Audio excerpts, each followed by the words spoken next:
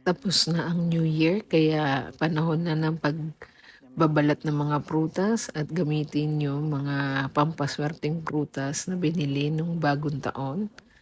Kaya gumawa ako ng aking homemade na fruit salad. Ayan. Bale, ito yung mga prutas na nabili nung nagdaang New Year or besperas ng bagong taon. Meron kaming green grapes, may apple, red and green apple, oranges, peras, strawberry, binigay lang yan sa amin. May nagpunta ng Baguio, dinala. So, sinama ko na rin dyan sa gagawin kong fruit salad.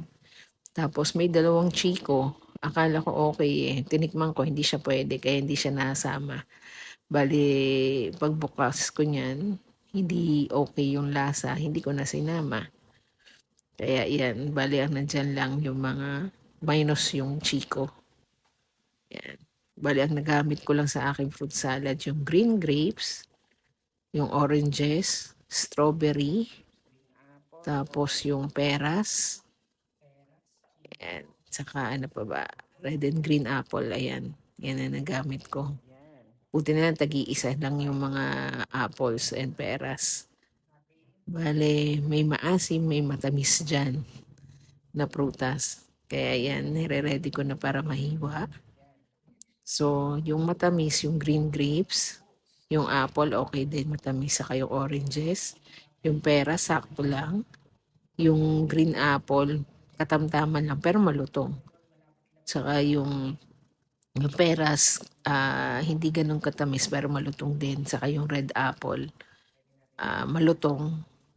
Yung strawberry, medyo nasa maasim na side yan. Oh, kaya balance na balance lang yung mga prutas namin. Ayan, nahiwa ko na ng maliliit. Yung green grapes, may buto yun. Tinanggalan ko ng mga buto. Tapos yung strawberries naman, hinati ko lang into half. Tapos yung green at saka red apple, yung maliliit na hiwa lang din. Pati yung peras. Ayan, yung oranges nakatulong sa matamis na portion ng, ng prutas. Kaya tamis-asim yung prutas na yun eh. Maganda yung pagkakakombine ko niyan.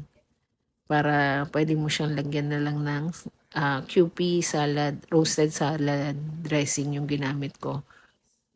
Roasted sesame dressing yun. Yung ginamit ko, okay naman siya. Hindi ko na kailangan mag-condensed milk or creamer or yung Nestle cream. Kasi nga, pag yun ang ginamit ko, super tamis naman yun. So, yung nag-ano na lang ako na mag-UP roasted sesame salad dressing yan. Yan na lang nilagay ko. Meron naman kami yan. At masarap din. Magandang combination siya. Parang may konti siyang alat. Pero saka mabango. Konting alat, konting tamis. So, mababalance na yung tamis-asim ng mga prutas. Yan. Yan yung portion na binigay ko kay mother. Konti lang. O, yan naman yung sa akin. Isang bowl din na maliit. Yan. Tapos ayan, di makakain mo na lahat yung mga prutas na pinamili, di ba? Kaysa naman magtapon. So, hiwain lang na maliliit, tiyagain mo lang.